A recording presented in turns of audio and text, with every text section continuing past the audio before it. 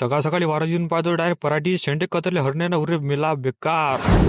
आपल्या वाराची पेरणी झाली त्यापासून मी वारात गेलो नाही अजून. म्हटलं आज चक्क मारून या वारातून. आल्याबरोबर मला काही रुपयाचं नुकसान झालेलं दिसलं. दिवसा हरणं त्रास देतात, रात्री डुकर त्रास देतात. कावला माणूस येईल हरणं आगलून धुऱ्यावर आलो. आपा भेटले मला पेरणी आहे म्हणे वावरातली आज. सोबत नाताला घेऊन आले खेळासाठी. आता मला काही रिकामं तर काही गमत नाही तर बसलोय निंबाचे खेडे खेळ. आणि त्याच्यात निघाला मोठा एक हिचू. त्यानं पकडला तर माझा पाय पण मी त्याला करून टाकला भापूर्ण.